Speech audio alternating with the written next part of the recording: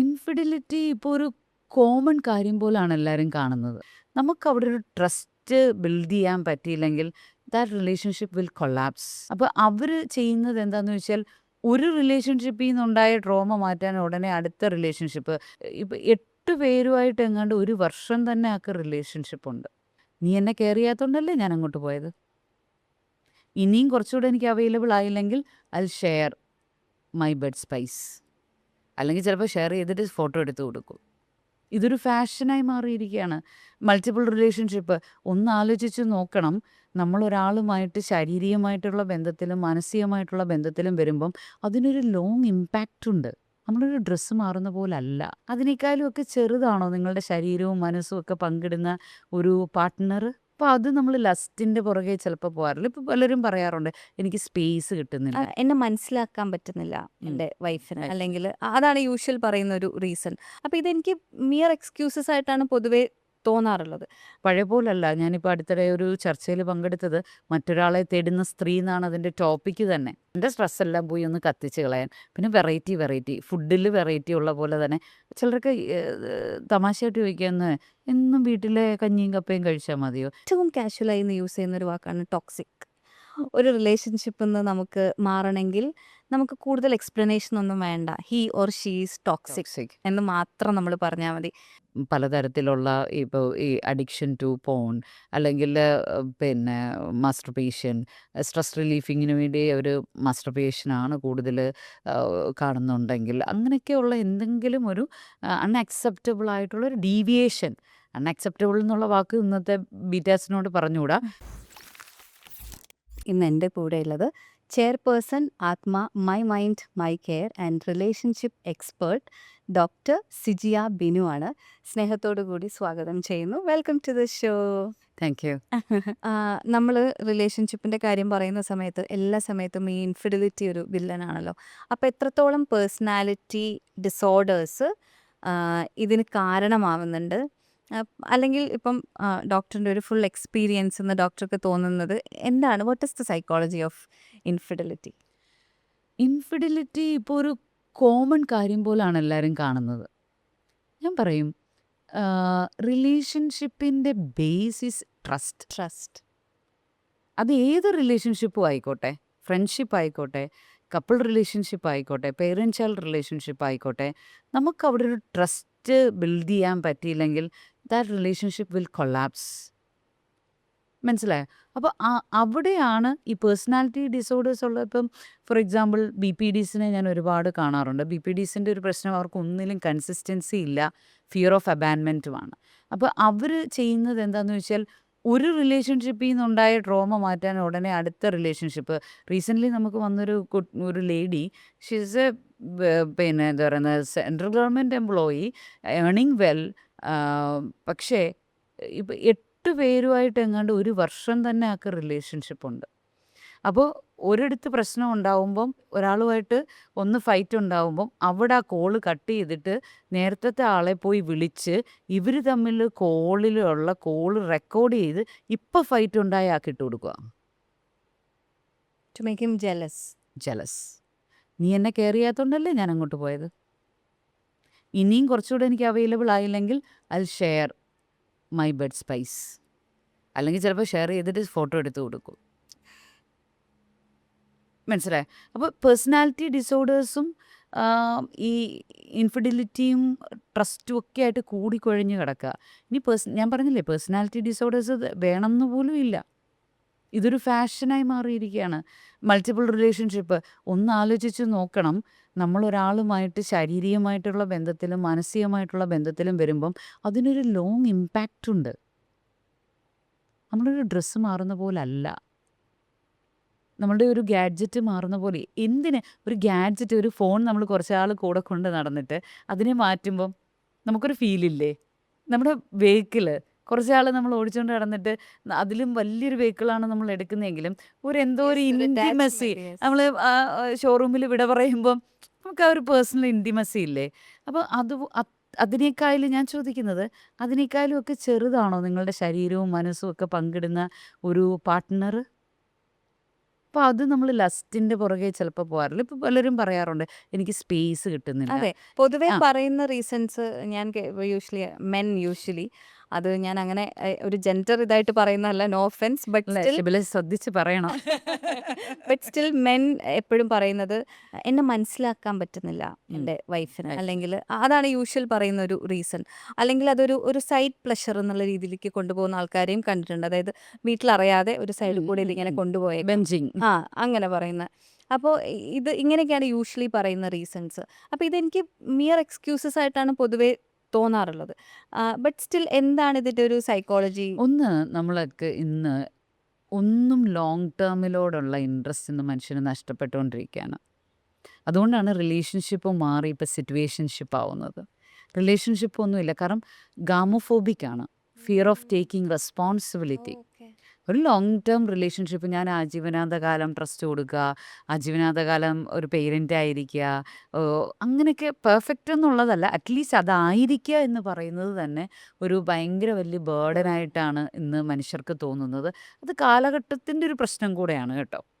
കാലഘട്ടത്തിന് നമ്മൾ ജീവിക്കുന്ന ഗ്ലോബലൈസേഷൻ്റെ ഇമ്പാക്ട്സും ഒക്കെ നമുക്ക് പറയാം. പക്ഷെ ഞാൻ പറയും, നമ്മൾ അങ്ങനെ മാറി മാറി നടക്കുന്നതല്ല സൊല്യൂഷൻ. ആരെങ്കിലും അങ്ങനെ ചിന്തിക്കുന്നുണ്ടെങ്കിൽ that is not the solution, that will definitely harm you. Yes. ഇത് ഞാൻ പറഞ്ഞതല്ല, ഒരുപാട് റിസർച്ചുകൾ സൂചിപ്പിക്കുന്നതാണ്. Those are having stable relationship and those are having temporary relationship, ഇവരെ വെച്ചിട്ടുള്ള സ്റ്റഡീസിൽ നിന്ന് വരുന്നതാണ്. ലോങ് ടേം റിലേഷൻഷിപ്പ് എന്ന് പറഞ്ഞാൽ, ലോങ് ടേം റിലേഷൻഷിപ്പ് ആണെങ്കിൽ എന്ത് സഹിച്ച് ക്ഷമിച്ച് അബ്യൂസീവായിട്ടുള്ള റിലേഷൻഷിപ്പ് എന്നുള്ളതല്ല ഞാൻ മീൻ ചെയ്തത്. ഓക്കെ, ഒരു ഹെൽത്തി ആയിട്ട് പോകുന്ന ലോങ് ടേം റിലേഷൻഷിപ്പ് ഉള്ളവർ ഫിസിക്കലി മെൻ്റലി അവരുടെ കൗണ്ടർ പാർട്സിനെ വെച്ചിട്ട് ഹെൽത്തിയാണ്. അപ്പോൾ പെട്ടെന്ന് നമ്മൾ ഈ സഡനായിട്ട് ഇമ്പൾസീവായിട്ട് പിന്നെ ഗ്യാസ് ലൈറ്റിങ്ങിലും അതുപോലത്തുള്ള നമ്മളുടെ പിന്നെ ലവ് ബോംബിങ്ങിലും ഒക്കെ വീണ് പോകുന്നതിന് മുമ്പ് നമ്മളൊന്ന് ചിന്തിക്കണം. ഇതിന് നമുക്ക് വേണ്ടുന്നത് നമ്മളുടെ ഇമോഷൻസിനെ നമുക്ക് കൺട്രോൾ ചെയ്യാനുള്ള നല്ലൊരു ഇമോഷണൽ സ്റ്റെബിലിറ്റി ഉണ്ടാവണം എന്നുള്ളതാണ്.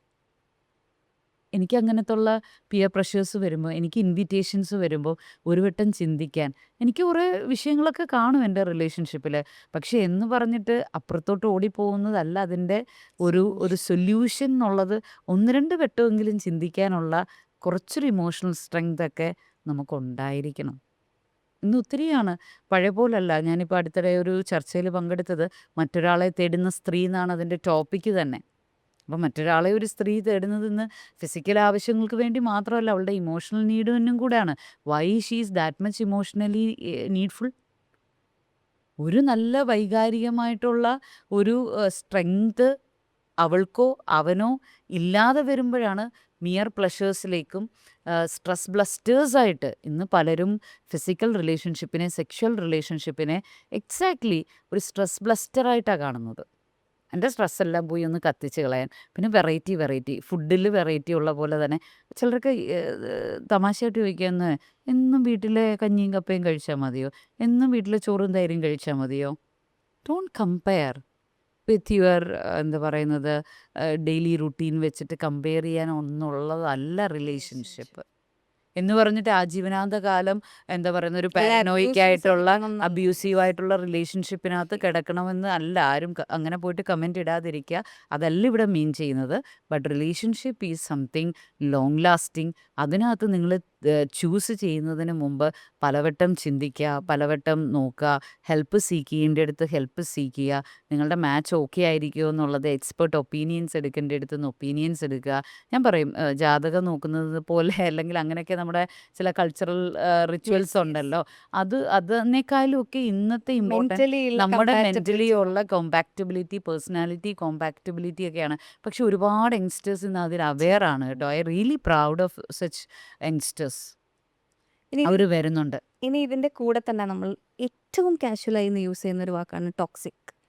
ഒരു റിലേഷൻഷിപ്പിൽ നിന്ന് നമുക്ക് മാറണമെങ്കിൽ നമുക്ക് കൂടുതൽ എക്സ്പ്ലനേഷൻ ഒന്നും വേണ്ട. He or she is toxic എന്ന് മാത്രം നമ്മൾ പറഞ്ഞാൽ മതി. ഇത് വളരെ കാഷ്വലായിട്ട് യൂസ് ചെയ്യുന്നത് പോലെ ഡോക്ടർക്ക് തോന്നിയിട്ടുണ്ടോ? ശരിക്കും ഇതിനൊരു ഡെഫിനിഷൻ ഉണ്ടോ? ടോക്സിക്ക് വളരെ എളുപ്പത്തിൽ നമുക്ക്, എനിക്കിഷ്ടമില്ലാത്തത് മറ്റൊരാൾ പറഞ്ഞ ഉടനെ, ഓ റിലേഷൻഷിപ്പ് ഈസ് ടു ടോക്സിക് എന്ന്. ഈവൻ കുട്ടികൾ പേരൻസിനോട് പറയുന്നു, ഉം. എൻ്റെ പേരൻസ് ടോക്സിക്കാണ്. ഒരു പെൺകുട്ടി എൻ്റെ അടുത്ത് വന്നത്, അവൾ ആദ്യം ജോർജിയോ മറ്റോ പോയി MBBS 3 വർഷം ചെയ്തു തിരിച്ചു വന്നു. അത് കഴിഞ്ഞ് വേറൊരു കൺട്രി പോയി MBBS 4 വർഷം ചെയ്ത് തിരിച്ചു വന്നു. കംപ്ലീറ്റഡ് അല്ല. എന്നിട്ട് പറയാം, my parents are too toxic. എനിക്ക് പേരൻസിനെ നേരിട്ടറിയാം.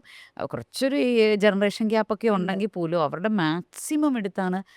അപ്പം എനിക്ക് പറയണമെന്നുണ്ടായിരുന്നു എൻ്റെ മനസ്സിൽ, ദൈവമേ വേറെ വല്ലവരുടെ അല്ലേ, വേറെ പേരൻസൊക്കെ ആയിരുന്നെങ്കിൽ എപ്പോഴേ ചുരുട്ടിക്കൂട്ടി കിണറ്റിലിടേണ്ട സമയം കഴിഞ്ഞു എന്ന് അവരുടെ ഒരു കണ്ടീഷൻ വെച്ചിട്ട്. അതല്ല അതിൻ്റെ ഇതെന്ന് പറഞ്ഞാലും ആ. ഒരു നോർമലി നമ്മൾ യെസ് യെസ് ചിന്തിച്ച് യെസ് നമ്മളും പോകത്തില്ലേ. പാരൻസ് അപ്പം ആണല്ലോ. ഞാൻ പറഞ്ഞത്, എനിക്കിഷ്ടമില്ലാത്തതൊക്കെ ആരെങ്കിലും ചെയ്താൽ ഉടനെ പറയാനുള്ളൊരു വേർഡല്ല toxic. What is real toxic എന്ന് പറഞ്ഞാൽ, ഞാൻ നേരത്തെ പറഞ്ഞൊരു കാര്യം, that relationship is really humiliating me. എന്നെ ജീവിക്കാൻ അനുവദിക്കുന്നില്ല. എൻ്റെ ഐഡൻറ്റിറ്റിയെ ഡേ ബൈ ഡേ ക്രഷ് ചെയ്യുന്നു. എനിക്ക് ശ്വസിക്കാൻ പറ്റുന്നില്ല. എൻ്റേതെന്ന് പറയാനൊന്നുമില്ല. എൻ്റെ ബെസ്റ്റിനെ പുറത്തേക്ക് കൊണ്ടുവരാൻ ഹെൽപ്പ് ചെയ്യുന്നില്ല. ഗ്രോ ചെയ്യാൻ ഗ്രോ ചെയ്യാൻ അനുവദിക്കുന്നില്ല. അങ്ങനൊക്കെ വരുമ്പോഴാണ് അതിനെ ഒരു ടോക്സിക് എന്ന് പറയേണ്ടത്. അല്ലാതെ ഒന്നും ചെറിയ ഫ്രിക്ഷൻസും ചെറിയ സൗന്ദര്യപ്പടക്കങ്ങളും അതൊന്നും ടോക്സിക് അല്ല. നമ്മളിന്ന് കുറേ ടെർമിനോളജീസ് ഇങ്ങനെ പഠിച്ചു അതെ, വെച്ചിട്ട്. ഈവൻ ടീനേജേഴ്സ് ഒക്കെ വളരെ യെസ്. ഈസി ആയിട്ട് വന്നിട്ട് എനിക്ക് ഡിപ്രഷൻ ആണെന്ന് തോന്നുന്നു, ഐ തിങ്ക് എനിക്ക് മൂഡ് ഡിസോർഡർ ആണോ എന്ന് എനിക്ക് ഡൗട്ട് ഉണ്ട്, I think I have this, I think I have, അങ്ങനെ പറയുന്നത്. വളരെ രസകരമായിട്ടൊരു റീല് ഈ അടുത്തിടയ്ക്ക് ഞാൻ കണ്ടതാണ്. ഒരു ചെറിയ കുട്ടി, ഒരു 3-ാം ക്ലാസ്സുകാരൻ വന്ന് അപ്പനോട് പറയാണ്, അച്ഛനോട് പറയാ, എനിക്ക് ഡിപ്രഷനാണ് കേട്ടോ എന്ന് പറഞ്ഞു. പപ്പ എനിക്ക് I think I M in depression എന്ന് ഒക്കെ അടിച്ച്. അപ്പം ഫാദർ പറയാ, നീ ആ ഡിപ്രഷൻ ഒന്ന് സ്പെല്ല് ചെയ്തേ. പറഞ്ഞു, no no no, I mean sad. SAD sad. അതാണ് ജസ്റ്റ് സാഡ്. യെസ്, അത്രയും കാഷ്വൽ ആയിട്ട് യൂസ് അത്ര ക്യാഷ്. കാരണം നമ്മൾ ഈ ഈ psychological terms, mental health terms ഒക്കെ നമ്മൾ വെറുതെ ലിവർ സിറോസിസ് ആണെന്ന് പറയുമോ, ഇല്ല. കാർഡിയാക് അറസ്റ്റ് ആണെന്ന് പറയുമോ, എനിക്ക് ക്യാൻസർ ആണെന്ന് പറയുമോ. പക്ഷേ ഇതൊക്കെ മീൻസ് ഗ്ലോക്കൽ എന്ന് ഞാൻ പറയും. ഗ്ലോബലും ആണ് ലോക്കലും ആണ്. ഗ്ലോക്കൽ വേർഡിങ്സ് ആയിട്ട് മാറി. മനസ്സിലായോ? അപ്പോൾ ഒരു ഇതും ഇല്ലാതെ, അതിൻ്റെ സിംറ്റംസ് അറിയാതെ, അതിൻ്റെ ഇൻറ്റൻസിറ്റി അറിയാതെ, ഡിപ്രഷൻ, വിഷാദരോഗം ഒരു മെൻ്റൽ ഇൽനെസ്സാണ്. എന്നെ 2 ആഴ്ചയിൽ കൂടുതൽ ഒന്നും ചെയ്യാൻ പറ്റാതെ എന്നെ ഇറിറ്റേറ്റ് ചെയ്ത് റിപ്പീറ്റഡായിട്ട് ആ സാഡ് ഫീലിങ്സ് വന്ന് എനിക്ക് ഉറക്കം നഷ്ടപ്പെടുന്നു, ആഹാരം കഴിക്കാൻ പറ്റാതെ വരുന്നു, എപ്പിസോഡിക്കായിട്ട് അത് ഉണ്ടാവുന്നു. അങ്ങനെയൊക്കെ പോകുമ്പോൾ മാത്രം അത് അസസ് ചെയ്ത് അതിൻ്റെ സ്കെയിലിങ്സ് മൈൽഡ് തൊട്ട് സിവിയർ വരെയുള്ള കാറ്റഗറി ഉണ്ട്. അതിനകത്ത് ഏത് വരുന്നു എന്ന് നോക്കി അത് നോൺ ക്ലിനിക്കലാണോ ക്ലിനിക്കലാണോ സബ് ക്ലിനിക്കലാണോ ഇതെല്ലാം നോക്കിയിട്ടാണ് ആ വേർഡ് യൂസ് ചെയ്യാനായിട്ട് പറ്റത്തുള്ളൂ. അപ്പോൾ നമ്മൾ ഈ ചില ടേമുകൾ ഈ പറഞ്ഞ പോലെ നേരത്തെ പോസ്റ്റേഴ്സിലും അവിടെ ഇവിടെയൊക്കെ അല്ലെങ്കിൽ ആരെങ്കിലുമൊക്കെ ഉപയോഗിക്കുന്നതും ഒക്കെ കേട്ടിട്ട് ഇന്ന് സൈക്കോളജിക്കൽ ടേംസ് എടുത്ത് യൂസ് ചെയ്യാണ്. ഒരിക്കലും അങ്ങനെ യൂസ് ചെയ്യാൻ പാടില്ല. നമ്മൾ ഫിസിക്കൽ ഇൽനെസ്സിനെ മനസ്സിലാക്കുന്ന പോലെ തന്നെ മനസ്സിലാക്കേണ്ട ഒരു കാര്യമാണ്. വെറുതെ എടുത്ത് ഉപയോഗിക്കാനുള്ള വാക്കുകളല്ല ഇത്. അപ്പോൾ ഇതിനെക്കുറിച്ച് കൂടുതൽ അറിയുക, മനസ്സിലാക്കുക, ഒതൻറ്റിക് ആയിട്ടുള്ള നോളഡ്ജ് കൊണ്ടുവരിക, എന്നിട്ട് മാത്രം സംസാരിക്കുക. ഇപ്പോൾ ഓരോ ജനറേഷന് എസ്പെഷ്യലി കുട്ടികളിലേക്ക് നോക്കുന്ന സമയത്ത് ഓരോരോ തരം, ഇപ്പം വെർച്വൽ ഓട്ടിസം എന്ന് പറയുന്നത് വളരെ നോർമലാണ് എന്ന് പറയണു. അല്ലെങ്കിൽ ഒരു ടീനേജേഴ്സിലൊക്കെ ആണെങ്കിൽ കണ്ടക്ട് ഡിസോർഡർ തന്നെ വളരെ നോർമലാണ്. ഇതിനെക്കുറിച്ച് കുറച്ച് ഡീറ്റെയിൽ ആയിട്ട് പറയാമോ? വെർച്വൽ ഓട്ടിസം ഒരു കൊളോക്കിയൽ വേർഡായിട്ട് ഇപ്പം യെസ്. മാറിയിരിക്കുകയാണ്. Virtual autism what is actually it is എന്ന് ചോദിച്ചാൽ, it is the child shows some kind of എന്താ പറയുന്നത് behaviours like autism spectrum disorder. Autism spectrum ഡിസോർഡറിൻ്റെ പോലുള്ള ചില ബിഹേവിയേഴ്സ് കാണിക്കും. But that is not because of neuro developmental issue, that is because of over exposure to screen time. അതാണ് അത് ഈ virtual ഓട്ടിസത്തെക്കുറിച്ച് പറയുന്നത്. അപ്പോൾ over exposure to screen time എന്ന് പറയുമ്പം കുഞ്ഞുങ്ങളുടെ ഏറ്റവും കൂടുതൽ ഈ മോട്ടോർ സ്കിൽസ് ആയിക്കോട്ടെ, അവരുടെ അക്കാഡമിക് സ്കിൽസ് ആയിക്കോട്ടെ, കമ്മ്യൂണിക്കേഷൻ സ്കിൽസ് ആയിക്കോട്ടെ, ഇത് ഡെവലപ്പ് ആവേണ്ട സമയം ഏർലി 6 ഇയേഴ്സ് ആണ്, അല്ലെങ്കിൽ 14 ഇയേഴ്സ്. ഇവിടെ ഈ കുഞ്ഞിന് അധികം ആളുകളുമായിട്ട് എക്സ്പോഷർ ഇല്ല, കമ്മ്യൂണിറ്റി ആയിട്ട് എക്സ്പോഷർ ഇല്ല, പേരൻസുമായിട്ട് കണക്ഷൻ ഇല്ല. മോസ്റ്റ് ഓഫ് ദ ടൈം, അതായത് 2 വയസ്സ് കുഞ്ഞൊക്കെ 12 to 14 മണിക്കൂർ കാർട്ടൂണിൻ്റെ മുമ്പിലിരിക്കുന്നു. 2 വയസ്സ് വരെയുള്ള കുഞ്ഞിൻ്റെ സ്ക്രീൻ ടൈം പറയുന്നത് 0 സ്ക്രീൻ ടൈമാണ്. ഈവൻ ദോ ഒരു വീഡിയോ കോൾ പോലും നമ്മൾ കാണിക്കരുതെന്നാണ്. ഈവൻ വീഡിയോ കോളിൽ പോലും കുഞ്ഞിനെ കാണിക്കാൻ പാടില്ലെന്നുള്ളതാണ്. ആ കുഞ്ഞ് 12 to 14 മണിക്കൂർ കാണുമ്പം ഇവരുടെ സ്പീച്ച് ഡെവലപ്മെൻറ്റ് എവിടെയാണ്? മോട്ടോർ ഡെവലപ്മെൻറ്റ് എവിടെയാണ്? ഐ ടു ഐ കോണ്ടാക്റ്റ് കൊടുക്കാൻ പറ്റില്ല. യെസ്. നോർമൽ ഹ്യൂമൻ ക്യൂസ്, അതായത് നമുക്ക് പുറപ്പെടുവിക്കുന്ന ചില ശബ്ദങ്ങൾ, നമ്മളുടെ ആശയങ്ങൾ, ഇതൊന്നും കുഞ്ഞിന് ക്യാച്ച് ചെയ്യാൻ പറ്റത്തില്ല. സൊസൈറ്റിയുമായിട്ട് മിക്സപ്പ് ആവാൻ പറ്റത്തില്ല.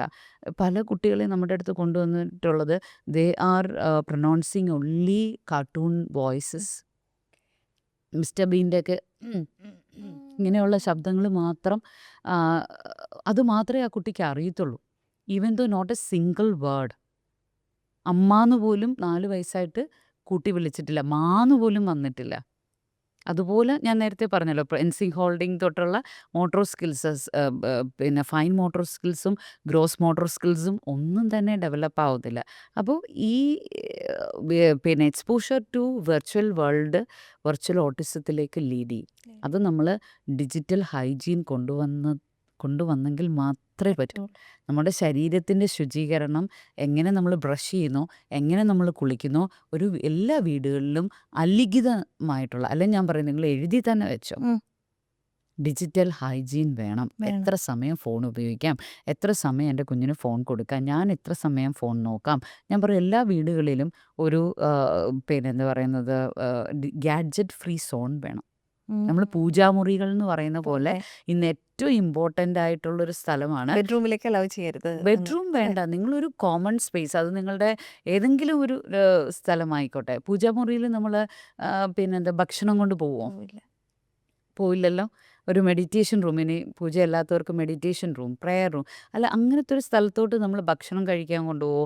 നമ്മളുടെ വൃത്തിഹീനമായിട്ട് നമ്മൾ പോവുകയോ ഒന്നും ചെയ്യില്ലല്ലോ. ഇതുപോലെ നമ്മുടെ വീടുകളിൽ ഒരു ഗാഡ്ജറ്റ് ഫ്രീ സോൺ വേണം.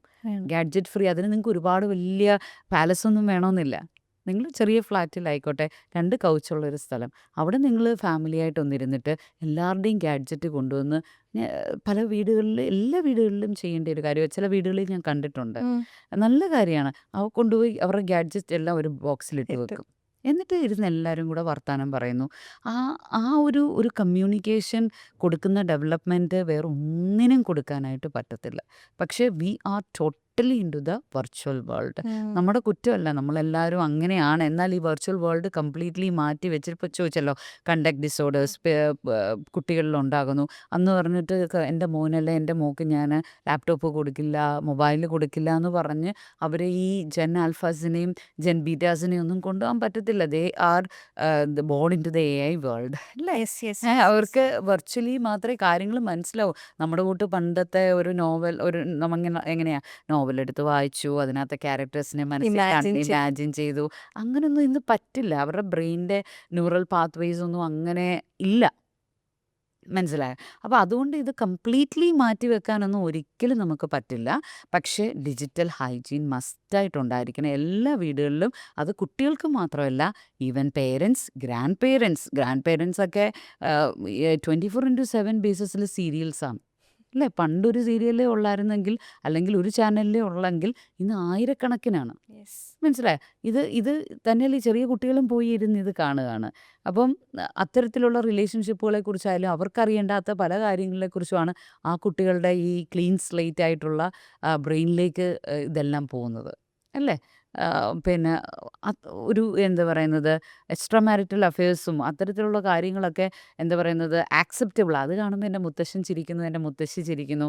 സോ ദിസ് ഈസ് ആക്സെപ്റ്റബിൾ എന്നുള്ളതാണ് ആ കുഞ്ഞ് പഠിക്കുന്നത് അല്ലേ?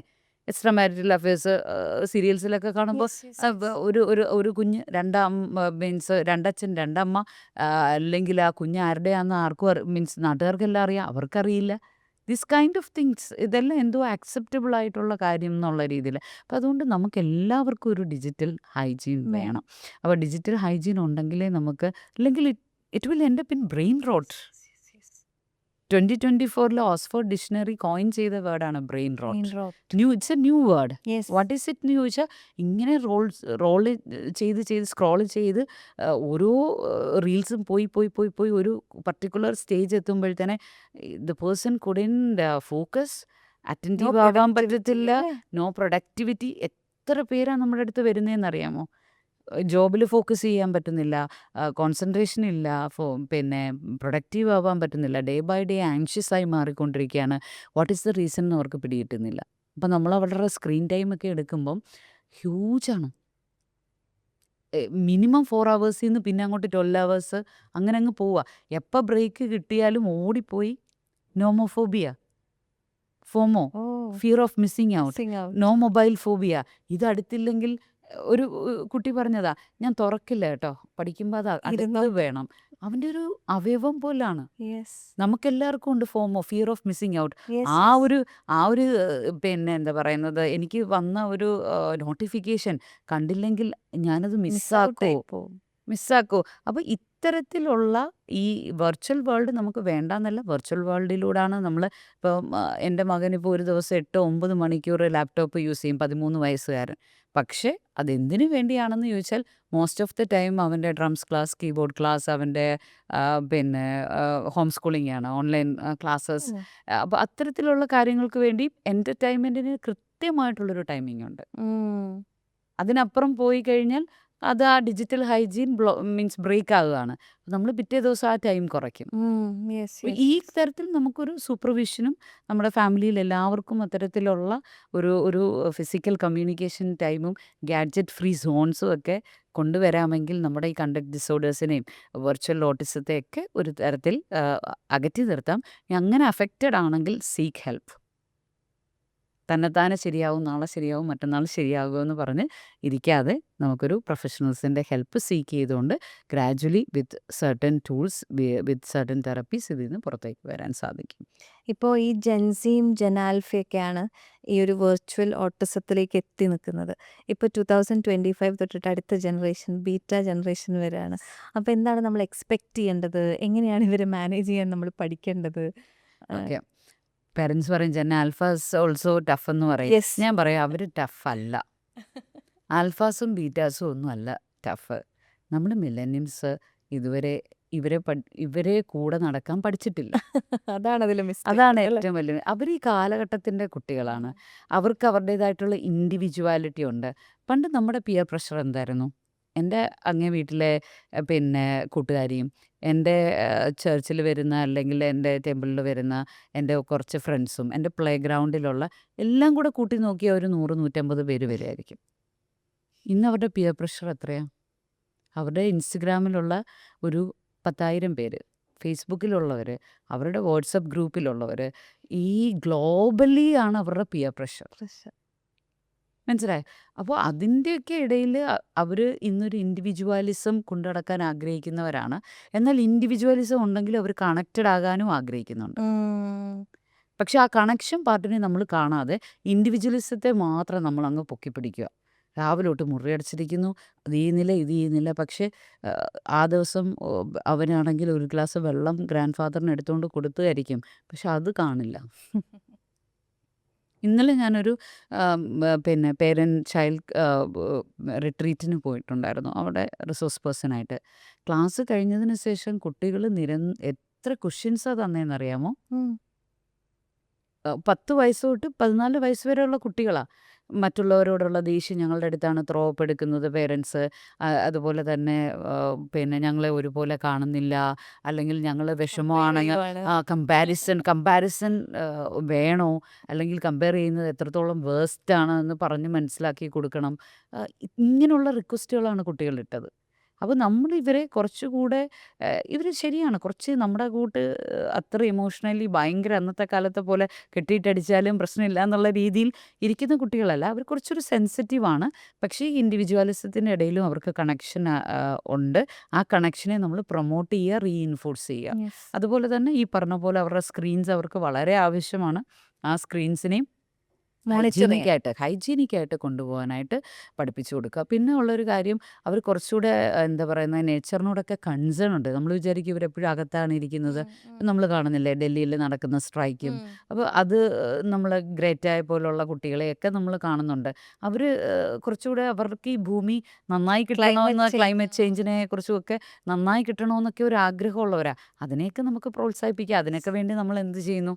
നമ്മൾ കുറച്ചുകൂടെ ഇതിനെ ഡിസ്ട്രക്റ്റ് ചെയ്യുന്നതല്ല ഉള്ളൂ. അതായത് അപ്പം പോസിറ്റീവ് സൈഡിലേക്ക് നമുക്ക് പോസിറ്റീവ് കുറച്ച് side look into the positive side. അവർ കുറച്ചുകൂടെ ഇപ്പം ആരുടെ അണ്ടറിൽ പോയി വർക്ക് ചെയ്യാൻ ആഗ്രഹിക്കുന്നവരായിരിക്കത്തില്ല. അവരുടെ ഫ്രീലാൻസിങ്, അവരുടെ ഒരു ഇൻഡിവിജ്വൽ ബ്രാൻഡിങ്ങിൻ്റെ കാലമാണ്. സോ നമ്മൾ പഴയ കാലത്തെ പോലെ നീ പഠിച്ചൊരു ജോലി വാങ്ങിക്കുന്നുള്ള കോൺസെപ്റ്റൊക്കെ പേരൻസ് വിട്ടിട്ട് ഒരു കുഞ്ഞുണ്ടാവുമ്പോൾ തൊട്ട് അതിൻ്റെ ബെസ്റ്റ് എന്താണെന്ന് ഫൈൻഡ് ഔട്ട് ചെയ്യാനായിട്ടുള്ളൊരു ഐ ഓപ്പണിങ് വേണം. ആ ഒരു രീതിയിലായിരിക്കണം. അപ്പോൾ the relationship become very easy. ഇന്ന് പേരൻസിനാ ബുദ്ധിമുട്ട്. അപ്പോൾ പേരൻറ്റിംഗ് ആണ് നമ്മൾ നന്നായിട്ട് ചെയ്യേണ്ടത്. അവർ അവരുടെ കാലഘട്ടത്തിനനുസരിച്ച് ജീവിക്കുന്നു എന്നുള്ളതേ ഉള്ളൂ. ആ കാലഘട്ടത്തിൽ ചെറിയ ചെറിയ മിസ്റ്റേക്സ് ഒക്കെ ഉണ്ട്. കുറച്ച് അത് ഏത് ഇതായാലും ഉണ്ടാവും. പക്ഷെ അതൊക്കെ നമ്മളൊന്ന് നല്ലൊരു പേരൻറ്റിംഗ് എടുക്കാമെങ്കിൽ, ശരിക്കും പറഞ്ഞാൽ parents should learn how to give parenting. അത് പഠിക്കണം. പഠിച്ച് നമുക്ക് അവരുടെ കൂടെ നിൽക്കാൻ സാധിക്കുമെങ്കിൽ ജെൻ ബീറ്റാസിനെ ആൽഫാസിനെയും ഒക്കെ സുഖമായിട്ട് നമുക്ക് കൊണ്ടുപോകാൻ നല്ല നല്ല രീതിയിൽ നമുക്കവരെ കൊണ്ടുവരാനും സാധിക്കും. ഡോക്ടർ, ODD ഒപ്പോസിഷണൽ ഡെഫിയൻറ്റ് ഡിസോർഡർ ഒക്കെ വരുന്ന സമയത്ത് എല്ലായ്പ്പോഴും നമ്മൾ പറയും കുട്ടികളല്ലെങ്കിലും പറഞ്ഞാൽ അനുസരിക്കില്ല. അങ്ങനെ ഒരു സാധനം നമ്മളെ മനസ്സിലുണ്ടാകുമ്പോൾ എപ്പോഴാണ് നമ്മൾ ഇവരെ നോട്ടീസ് ചെയ്ത് ഇതൊരു ഡിസോർഡറിലേക്ക് പോകുന്നുണ്ട് എന്ന് മനസ്സിലാക്കേണ്ടത്? ODD പിന്നെ ഒപ്പോസിഷൻ ഡിഫൈൻഡ് ഡിസോർഡർ, അത് ഈ അനുസരണക്കേടിൻ്റെ ഒരു പീക്കാണ്. യെസ്. ഒബീഡിയൻസ് ഇല്ലായ്മയുടെ ഒരു പീക്ക്. അപ്പം പ്രത്യേകിച്ച് ചെറിയ കുട്ടികളിലായാലും ടീൻസിലെത്തുമ്പോൾ പ്രത്യേകിച്ചും കുറച്ച് അനുസരണക്കേടും ബാക്ക് ആൻസേഴ്സും ഒക്കെ ഉണ്ടാവും. അതെല്ലാം ODD അല്ല. ഓക്കെ. പക്ഷേ ഇങ്ങോട്ട് വാന്ന് പറഞ്ഞാൽ അങ്ങോട്ടേ പോവും. ഇത് ചെയ്യുമെന്ന് പറഞ്ഞാൽ ഇതൊരിക്കലും ചെയ്യില്ല. ഒരിക്കലും ചെയ്യാൻ താല്പര്യവും ഇല്ല. വളരെ വേണ്ടുന്ന കാര്യമാണെങ്കിൽ പോലും അതേ ചെയ്യത്തുള്ളൂ.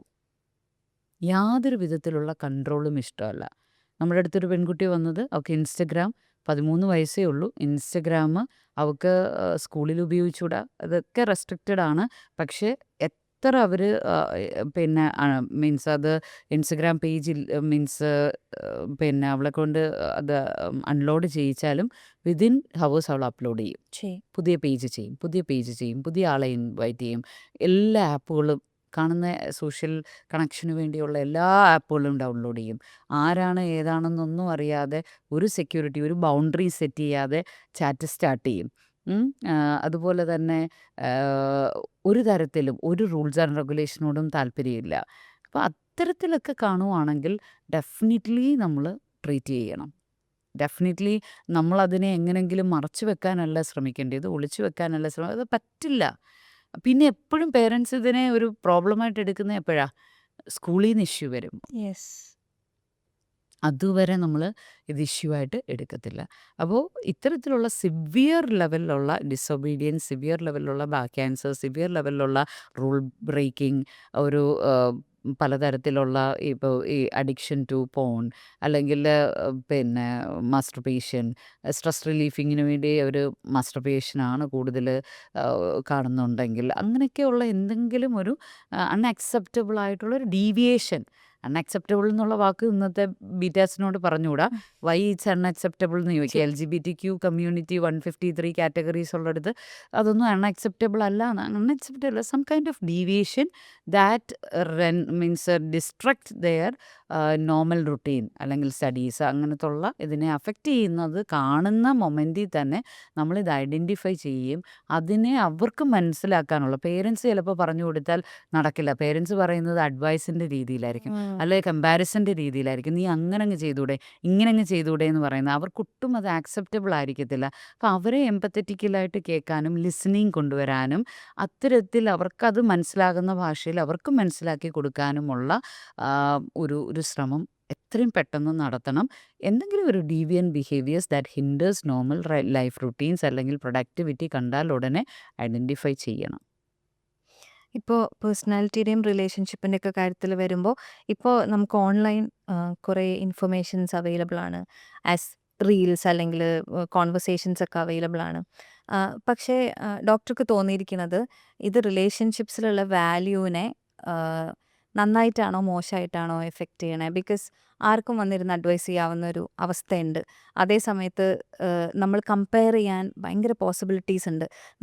ഒരു കപ്പിളിൻ്റെ റീല് നമ്മളുടെ റിലേഷൻഷിപ്പുമായിട്ട് കമ്പയർ ചെയ്യും. അങ്ങനെ ഒരുപാട് കമ്പാരിസൺ തന്നെ നടക്കുന്നുണ്ട്. അപ്പോൾ ഇപ്പോഴുള്ളൊരു സിറ്റുവേഷനിൽ കാര്യങ്ങൾ വേഴ്സ് ആയ പോലെയാണോ ബെറ്റർ ആയ പോലെയാണോ ഡോക്ടർക്ക് ഫീൽ ചെയ്യണം? ശിവല, ഇതിനകത്ത് 2 പാർട്ടും ഉണ്ട്. 2 പാർട്ടും ഉണ്ട്. എന്താണ് അവെയർനെസ്സിന് ഒത്തിരി ഹെൽപ്പ് ചെയ്യുന്നുണ്ട്. പക്ഷേ നമ്മളെപ്പോഴും ശ്രദ്ധിക്കേണ്ട ഒരു കാര്യം അത് വെരി ഒതന്റിക് ആണോ എന്നുള്ളതാണ്. അതോറിറ്റിന്റെ കയ്യിൽ നിന്നാണോ അത് അതോറിറ്റിയുടെ കയ്യിൽ വരുന്നേന്ന് അല്ലേ? നിന്നാണോ, ഒതന്റിക് ആണോ, എക്സ്പെർട്ടൈസ്ഡ് ആണോ എന്നുള്ളതാണ്. പക്ഷേ പൊതുജനം എപ്പോഴും വളരെ ഡ്രമാറ്റിക് ആയിട്ട് അട്രാക്റ്റീവ് ആയിട്ടൊക്കെ ചെയ്യുന്ന ഇപ്പം നമ്മൾ ഈ സംസാരിക്കുന്ന പോലുള്ള ഈ പോഡ്കാസ്റ്റുകളെ സസൂക്ഷ്മം വീക്ഷിക്കുന്ന എത്ര മെജോറിറ്റി പോപ്പുലേഷൻ കാണും? വളരെ ഒരു മൈനോറിറ്റി പോപ്പുലേഷൻ ആയിരിക്കും അതിനെ സസൂക്ഷ്മം കേൾക്കുന്നത്. ബാക്കി ഇപ്പോൾ നമ്മളിതൊരു ഡ്രമാറ്റിക് റീലോ അല്ലെങ്കിൽ ഒരു എന്താ പറയുന്നത് സ്കിറ്റോ ഈവൻ ദോ ഇതൊരു മൂവി ആക്കി ചെയ്താൽ ഇപ്പം ഞാൻ പലപ്പോഴും പറയാറുണ്ട് നമുക്ക് നല്ല സൈക്കോളജിക്കൽ ഇഷ്യൂസിനെ കാണിക്കാനുള്ള മൂവീസ് ഇല്ല. കാരണം ഇത് അതിനകത്തെല്ലാം കുറേ ഡ്രാമകൾ കയറി വരികയാണ്. സിനിമ. അതിനകത്ത് അതിൻ്റേതായിട്ടുള്ള മിക്സ് അവരുടെയും കുഴപ്പമില്ല. അങ്ങനത്തെ മിക്സ് മസാലാസൊക്കെ ചേർത്തെങ്കിൽ മാത്രമേ ഇപ്പോൾ ഒരു ആൻറ്റി സോഷ്യൽ നേച്ചറിനെ കാണിക്കുമ്പോൾ 4 പേരെ കൊന്നെങ്കിലേ അതൊരു ആൻറ്റി സോഷ്യൽ നേച്ചറായിട്ട് ആളുകൾ അക്സെപ്റ്റ് ചെയ്യുന്നുള്ളൂ. അല്ല നാർസിസ്റ്റിനെ കാണിക്കുമ്പം ഒരു വീട്ടിലെ സകലരെ അടക്കി ഭരിക്കുന്ന അത് അല്ലാതെ കുറച്ചതിൻ്റെ ട്രെയ്റ്റുകൾ കാണിക്കാനൊന്നും Diverse. മസാലാസ് ആഡ് ചെയ്യണം. അപ്പോൾ അങ്ങനെയുള്ളതാണ് ജനം പെട്ടെന്ന് അക്സെപ്റ്റ് ചെയ്യുന്നത്. അപ്പോൾ നിങ്ങൾ സൈക്കോളജി മനസ്സിലാക്കുന്നതും പേഴ്സണാലിറ്റിയെക്കുറിച്ചും പിന്നെ you should aware of mental health. Physical ഹെൽത്തിനെ കുറിച്ച് എങ്ങനെ നമ്മൾ അവെയർ ആവുന്നോ അതുപോലെ ഇന്നത്തെ കാലത്ത് നമ്മൾ മെൻ്റൽ ഹെൽത്തിനെ കുറിച്ച് അവെയർ ആയിരിക്കണം. ഇല്ലെങ്കിൽ വീണു പോവും. പക്ഷേ ഈ അതോറിറ്റീസ് ആണോ ഇത് കൈകാര്യം ചെയ്യുന്നത് അതുപോലെ തന്നെ മസാലാസ് ചേർക്കാതെ ജെനുവിനായിട്ടുള്ള മീൻസ് കണ്ടൻറ്റുകളിലേക്ക് പോയി കാര്യങ്ങൾ മനസ്സിലാക്കണം. അല്ലാതെ എവിടെയെങ്കിലുമൊക്കെ കാണുന്നതെല്ലാം ഒരു 2 സിംപ്റ്റം വായിച്ചിട്ട് ഓ എൻ്റെ ഹസ്ബൻഡ് നാർസിസ്റ്റിക്കാ ഇനി അങ്ങാരുടെ കൂടെ ഞാൻ ജീവിക്കുന്നേ ഇല്ല എന്നുള്ള തീരുമാനമൊന്നും ഒരിക്കലും എടുത്തേക്കരുത്. അല്ലെ എൻ്റെ വൈഫ് BPD ആണ്. അവൾ പിന്നെ ഇമ്പൾസീവായിട്ട് പെരുമാറുന്നു. അല്ലെ എപ്പോഴും എന്നോട് എന്താ പറയുന്നത് അറ്റൻഷൻ സീക്ക് ചെയ്യുന്നു. അതൊക്കെ കുറച്ചൊക്കെ ചോദിക്കുന്നത് കോമൺ ആണ്. അപ്പോൾ ഇതിൻ്റെ വാല്യൂ ഒന്നും തനിയെ ഒരിക്കലും തീരുമാനിക്കരുത്. നിങ്ങളിപ്പോൾ നിങ്ങൾക്ക് ഹാർട്ട് ഡിസീസ് ആണെന്ന് തന്നെ തീരുമാനിക്കോ? നിങ്ങൾക്ക് അൾസറിക് പ്രോബ്ലം ആണെന്ന് തന്നെ പറയുമോ? ഈവൻ ദോ അങ്ങനെ തോന്നിയാലും ഡെഫിനിറ്റ്ലി പിന്നെ എന്താ Confirm പറയുന്നത് ചെയ്യാനെങ്കിലും കൺഫേം നമ്മള് ചെയ്യാൻ ഡോക്ടറെ അടുത്ത് പോവും, ടെസ്റ്റ് എടുക്കും. അതിനുശേഷമല്ലേ പറയത്തുള്ളൂ. അതിനുശേഷമല്ലേ സർജറി നടക്കത്തുള്ളൂ. അപ്പം അതുപോലെ തന്നെയാണ് മെൻ്റൽ ഹെൽത്തിലും. നിങ്ങൾക്ക് അങ്ങനെ എന്തെങ്കിലും തോന്നുന്നുണ്ടെങ്കിൽ ഷുഡ് കൺസൾട്ട് ആൻ അതോറിറ്റി. ഒരു ക്ലിനിക്കൽ സൈക്കോളജിസ്റ്റ്, സൈക്കാട്രിസ്റ്റ് അങ്ങനെയുള്ള ആളുകളെ കണ്ട് അസസ്മെൻറ്റ് ക്ലിനിക്കൽ സൈക്കോളജിസ്റ്റുകളുടെ അസസ്മെൻ്റ് എടുത്ത് അങ്ങനെയാണ് അതിനെ മനസ്സിലാക്കേണ്ടത്. അല്ലാതെ ഒരു പോസ്റ്റർ വെച്ചിട്ട് അല്ലെങ്കിൽ ഒരു ചെറിയ റീല് കണ്ടിട്ട് ഒരിക്കലും നമ്മൾ സ്വയചികിത്സ നടത്താനോ അല്ലെങ്കിൽ മറ്റുള്ള ഒരാളെ ഡയഗ്നോസ് ചെയ്യാനോ പോകരുത്. അത് ഭയങ്കര അപകടകരമാണ്. അപകടമാണ്. ഇപ്പോൾ ഞാൻ വെൻ്റ് ഔട്ട് സെഷൻസ് ചെയ്യാറുണ്ട്. അപ്പോൾ എന്നെ വിളിക്കുന്നതിൽ ഭൂരിഭാഗം ആൾക്കാരും പുറത്ത് ജീവിക്കുന്നവരാണ്. അപ്പോൾ ഞാൻ അവരെ കേൾക്കുന്ന സമയത്ത് എനിക്ക് തോന്നാറുണ്ട് നമ്മുടെ നാട്ടിൽ നിന്ന് ഉം. മൈഗ്രേറ്റ് ചെയ്ത് മൈഗ്രേറ്റ്. വേറെ സ്ഥലത്ത് പോയി താമസിക്കുന്ന ആൾക്കാർക്ക് എപ്പോഴും ഹെൽപ്പ് അതായത് അവരുടെ ലൈഫ് ഭയങ്കര ബിസിയാണ്. അപ്പോൾ അവർക്ക് ഈ വെൻ്റ് ഔട്ട് ചെയ്യേണ്ട അല്ലെങ്കിൽ ഒരു തെറാപ്പി എടുക്കേണ്ടയൊക്കെ ആവശ്യകത കുറച്ചും കൂടെ കൂടുതലാണെന്ന് തോന്നിയിട്ടുണ്ട്. എപ്പോഴും അവർക്ക് അകന്നാണ് ജീവിക്കുന്നത് എന്നുള്ള ഉള്ളിൻ്റെ ഉള്ളിൽ ഉണ്ടാവുന്നത് കൊണ്ട് കൂടെ കുറച്ചും കൂടെ വൾണറബിൾ ആണെന്ന് തോന്നിയിട്ടുണ്ട്. എന്താണ് ഡോക്ടർക്ക് ഫീൽ ചെയ്തിട്ടുള്ളത്? സോ നമ്മൾ ആത്മയുടെ ക്ലയൻറ്റിലോട് നോക്കുമ്പോഴും നമുക്ക് ലാസ്റ്റ് 5 to 6 ഇയേഴ്സ് ആയിട്ട് ഏറ്റവും കൂടുതൽ ക്ലയൻറ്റ്സ് ഫ്രം എബ്രോഡാണ്. വെസ്റ്റേൺ വേൾഡ്, GCC ആൻഡ് അതിൽ ഏറ്റവും കൂടുതൽ ഇപ്പോൾ നമ്മുടെ മൈഗ്രേറ്റഡ് സ്റ്റുഡൻസ് ആണ്. Those are doing PhD. ഈ PhDക്കൊക്കെ ചെല്ലുമ്പോഴാണ് ശരിക്കും ഇവരുടെ റിയൽ സ്ട്രഗിൾസ്. അത് മാത്രമല്ല കംപ്ലീറ്റ്ലി ഡിഫറെൻ്റ് ആയിട്ടുള്ള ഒരു എൻവയോൺമെൻറ്റ്. ഇനി അത് മാത്രമല്ല +2 കഴിഞ്ഞാൽ തന്നെ ഇപ്പോൾ ഇവിടുന്ന് മൈഗ്രേറ്റ് ചെയ്യുകയാണ്.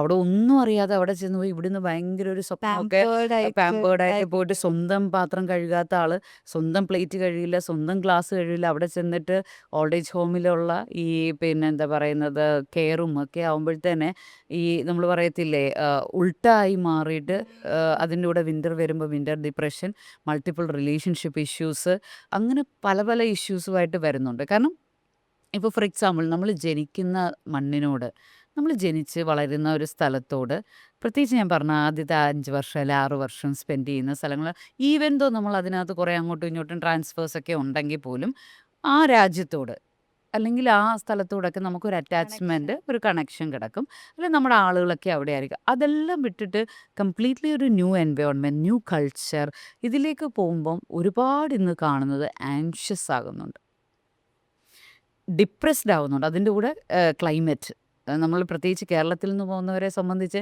കേരളത്തിൽ വിന്റർ നമുക്കൊരു പർട്ടിക്കുലർ ഡ്രസ്സിങ് പോലും ഇല്ല. നമുക്ക് എല്ലാ കാലത്തും ഒരുപോലെ ഡ്രസ്സ് ചെയ്യാൻ പറ്റുന്ന ഒരു നാട് കേരളമാണ്.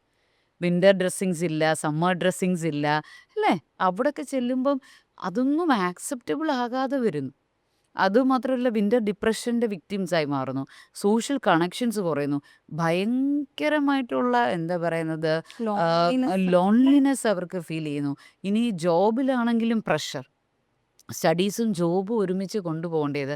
പിന്നെ പാർട്ട്ണർ ഇഷ്യൂസ്, ഒരു മൾട്ടിപ്പിൾ പാർട്ട്നേഴ്സിൻ്റെ അടുത്തേക്ക് പോകുന്നു. കുറച്ചുകൂടെ ഫ്രീഡം ഉണ്ടാവുമ്പം അങ്ങനെ പോയിട്ട് പല പല ഇഷ്യൂസ് ഉണ്ടാവുന്നു. ഒരു റീസെൻ്റ്ലി വന്ന കേസ്, അവർ റിലേഷൻഷിപ്പിലായി, ആ കുട്ടി പ്രഗ്നൻ്റായി, 3 മാസം പ്രഗ്നൻ്റായി. But that pregnancy is to pregnancy. അപ്പോൾ അത് പിന്നെ അവിടെ അബോർട്ട് ചെയ്യേണ്ടി വന്നു. എൻഡ് ഓഫ് ദ ഡേ പെൺകുട്ടി എന്നോട് ചോദിക്കുകയാണ്, ഐ എം ഓൺലി അഫക്റ്റഡ്. ആളുടെ ഫീൽ അതാ, I am only affected. Why is that just but that അല്ലേ ഗൈ ഈസ് ഗിവിങ് സപ്പോർട്ട് ഒക്കെ കെയർ കൊടുക്കുന്നുണ്ട്, ഇമോഷണൽ സപ്പോർട്ടും ഒക്കെ കൊടുക്കുന്നുണ്ട്. പക്ഷേ എന്നാലും ഇയാൾ കുറച്ച് ഇമോഷണലി സെൻസിറ്റീവും കൂടാണ്. അപ്പോൾ ആൾ വിചാരിക്കുകയാണ്, ഐ എം ഓൺലി അഫക്റ്റഡ്. മനസ്സിലായോ? അപ്പോൾ അതിനൂടെ പേഴ്സണാലിറ്റി ഡിസോർഡേഴ്സ് ഉള്ള, അല്ലെങ്കിൽ ഹണിമൂൺ ഫേസ് തുടങ്ങുമ്പം എൻ്റെ സോൾമേറ്റിനെ ഞാൻ കണ്ടുപിടിച്ചു, ചൂസൺ എന്നെല്ലാം പറഞ്ഞിട്ട് പോയിട്ട്, where is the real person, that the person I met in the beginning. അങ്ങനെ അവിടെ ഒരു ക്രൈസിസ് വരികയാണ്. അത് കഴിയുമ്പം കുറച്ചുകൂടെ കഴിയുമ്പോൾ ഇതെൻ്റെ ഐഡൻറ്റിറ്റി അഫക്റ്റ് ചെയ്യുന്നു എന്ന് കാണുമ്പം ഐ ആം ലീസ്റ്റ് കെയർഡ്. ഇങ്ങനെയുള്ള മൾട്ടിപ്പിൾ ഇഷ്യൂസുമായിട്ടാണ് നമ്മളുടെ അടുത്തേക്ക് നിന്ന് വരുന്നത്. ഒരുപാട് കൂടുതലാണ് ഇഷ്യൂസ്, അവിടെ ഒരുപാട് കൂടുതലാണ്. പിന്നെ അവർക്ക് അവിടെ സപ്പോർട്ട് സിസ്റ്റം സീക്ക് ചെയ്യാൻ പറ്റില്ല, ബുദ്ധിമുട്ടാണ്. ഈവൻ ദോ ഇപ്പം പലർക്കും അവരുടെ ഇൻഷുറൻസിലൊക്കെ കവേർഡ് ആണെങ്കിൽ പോലും നമ്മുടെ അടുത്ത് വന്ന് സീക്ക് ചെയ്യും. വൈ എന്ന് ചോദിച്ചാൽ, ഇവരുടെ ഇഷ്യൂസ് അവരുടെ കൾച്ചർ വെച്ച് നോക്കുമ്പോൾ ഒരു ഇഷ്യൂസേ അല്ല. ഒരു നമ്മൾ കൾച്ചർ ഇഷ്യൂ അല്ലെന്ന് പറയുന്നത് അവരെ സംബന്ധിച്ച് വലിയ ഇഷ്യൂ ആണ്. ഇഷ്യൂസാണ്. അപ്പം ഇതിനകത്തും സൈക്കോളജിക്കൽ കെയറിനകത്തും കൾച്ചറൽ വേരിയേഷൻസ് ഭയങ്കര ഇമ്പോർട്ടൻ്റ് ആയിട്ടുള്ളൊരു ഫാക്ടറാണ്. അപ്പോൾ നമ്മുടെ അടുത്താണ് ഇങ്ങോട്ടാണ് കൂടുതൽ സപ്പോർട്ടും എടുക്കുന്നത് അവർക്ക്. കാരണം they are in the struggling period yes in all the way. എല്ലാ വഴിയിലും നോക്കിയാലും അവർ സ്ട്രഗ്ലിംഗ് ആണ്. അപ്പോൾ ഒത്തിരി സപ്പോർട്ട് സിസ്റ്റം വേണം, സപ്പോർട്ട് സിസ്റ്റം എടുക്കുകയും വേണം. ഒരുപാട് പേര് അങ്ങനെ വില്ലിംഗ് ആയി വരുന്നുണ്ട്. അവർക്ക് കുറച്ചുകൂടെ, പിന്നെ ഈ സ്റ്റിഗ്മ ഉള്ളവരും അവിടെ ചെന്ന് കഴിയുമ്പോൾ മനസ്സിലാവും, ഇതൊന്നും ഒരു സ്റ്റിഗ്മ വെച്ചുകൊണ്ടിരുന്നിട്ട് ഒരു കാര്യമില്ല. അവിടെ അവർ പറയുന്നത്, I am taking antidepressants for last 10 years. അഭിമാനമായിട്ടാണ് പറയുന്നത്. മനസ്സിലായോ? അവർക്ക് ആ കുറച്ചുകൂടെ ആ സ്റ്റിഗ്മ അങ്ങ് മാറിക്കിട്ടും. അപ്പോൾ ഒത്തിരി പേര് നമ്മളെ അപ്രോച്ച് ചെയ്യുന്നുണ്ട്. അപ്രോച്ച് ചെയ്യണം. അവരുടെ ഇഷ്യൂസും ഹ്യൂജാണ്, യെസ് യെസ് ഹ്യൂജാണ്. പിന്നെ കുട്ടികളെ നോക്കുന്ന കാര്യമൊക്കെ പറയുമ്പം ഭയങ്കര പേരൻറ്റിങ്ങിലൊക്കെ 6 മാസം 1 വർഷം കൊണ്ടൊക്കെ നൈറ്റ് ഷിഫ്റ്റ് മാത്രം എടുക്കുന്ന ആൾക്കാർ അമ്മമാരും അച്ഛന്മാരും ഉണ്ട്. 3-4 വർഷം കൊണ്ട് ജോലിക്ക് പോകാതെ കുഞ്ഞിനെ മാത്രം നോക്കിക്കൊണ്ടിരിക്കുന്ന പുരുഷന്മാരുണ്ട്. നമ്മുടെ കേരളത്തിൻ്റെ കൾച്ചറിലൊന്നും ചിന്തിക്കാൻ പോലും പറ്റാത്ത രീതിയിൽ ഇവിടെ ജനിച്ച് വളർന്നവർ അങ്ങനെ അകത്തിരുന്നിട്ട് എൻ്റെ മസ്കുലിനിറ്റിയെ പോയി എന്ന് വിലപിക്കുന്ന ആളുകൾ വരെ ഉണ്ട്. പേഴ്സണാലിറ്റി ഡിസോർഡറിനെ കുറിച്ച് നമ്മൾ ഡിസ്കസ് ചെയ്തപ്പോൾ എനിക്കുള്ളൊരു ഡൗട്ടാണ്, എത്രത്തോളം പേഴ്സണാലിറ്റി ഡിസോർഡർ ഒരു സൈക്കാട്രിക് ഇൽനെസ് ആവാം? അങ്ങനെ ആവുന്നൊരു അവസ്ഥ ഉണ്ടെങ്കിൽ എങ്ങനെയാണ് നമ്മൾ അതിനെ ട്രീറ്റ് ചെയ്യേണ്ടത്? പേഴ്സണാലിറ്റി ഡിസോർഡേഴ്സ് സൈക്കാട്രിക് ഇൽനെസ്സിൽ എപ്പോഴും എൻഡപ്പ് ആവണം എന്നില്ല. ഇല്ല. പക്ഷേ ചാൻസസ് ആർ ഹൈ ഉം. When compare to person without personality disorder. Okay. Chances high തന്നെയാണ്. ഉം. കാരണം എന്ന് പറഞ്ഞാൽ ഇവരെപ്പോഴും ഇമോഷണലി സെൻസിറ്റീവ് ആയിരിക്കും. അതുമാത്രമല്ല, അവർക്ക് പിന്നെ എന്താ പറയുന്നത്, വാലിഡേഷൻ കൂടുതൽ വേണം. അവർക്ക് സോഷ്യൽ സ്കിൽസ് കുറവായിരിക്കും. ഉം. ഓരോ ഡിസോർഡേഴ്സിനും ഓരോ ട്രെയ്റ്റുകളാണല്ലോ. ഇപ്പം അവർക്ക് ഡൗട്ട്ഫുൾനെസ് കൂടുതലായിരിക്കും.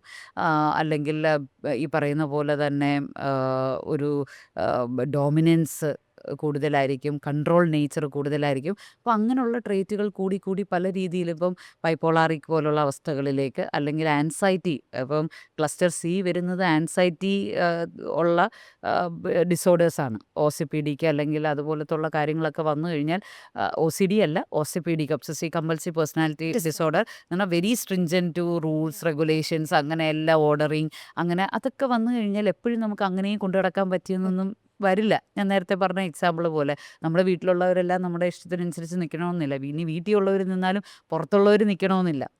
മനസ്സിലായോ? അപ്പോൾ അങ്ങനെയൊക്കെയുള്ള സിറ്റുവേഷൻസ് വരുമ്പോൾ ഇറ്റ് ഈസ് വെരി എന്താ പറയുക ഈസി ടു ഗെറ്റ്. ഇനി അല്ലെങ്കിൽ പോലും ഇന്ന് WHO statistics 1 out of 4 needs this പിന്നെ സൈക്കാട്രിക് ഓർ സൈക്കോളജിക്കൽ കെയർ എന്നുള്ളതാണ്. വിത്തൗട്ട് അസസിങ് പേഴ്സണാലിറ്റി എന്ന് പറഞ്ഞാൽ 4 പേരെന്ന് പറഞ്ഞാൽ നമ്മുടെ കുടുംബത്തിനകത്തുള്ള ഒരു ഐഡിയൽ പിക്ചർ. അമ്മ അച്ഛൻ ഒരേ ഫാമിലിയിൽ നിന്ന് തന്നെ 6 പേരും മെഡിക്കേഷൻസും തെറപ്പി എടുക്കുന്ന ഫാമിലി തെറപ്പി എടുക്കുന്ന ആളുകൾ നമ്മുടെ അടുത്തുണ്ട്, ഒരു ഫാമിലിയിലെ തന്നെ.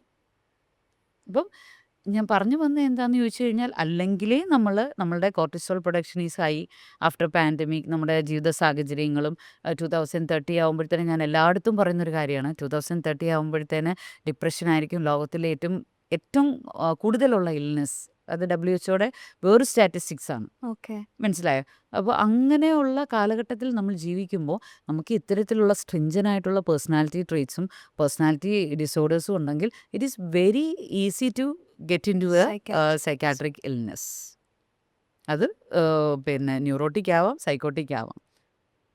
ഇപ്പം ഇത്രയും കാലത്തൊരു എക്സ്പീരിയൻസ് ഉണ്ട്, ഇത്രയും ക്ലയൻസിനെ ഡീൽ ചെയ്ത് അവരുടെ റിലേഷൻഷിപ്പും അല്ലെങ്കിൽ പേഴ്സണാലിറ്റി ഡിസോർഡറും ഒക്കെ ഡീൽ ചെയ്തിട്ടുള്ള ഒരു എക്സ്പീരിയൻസ് ഉണ്ട്.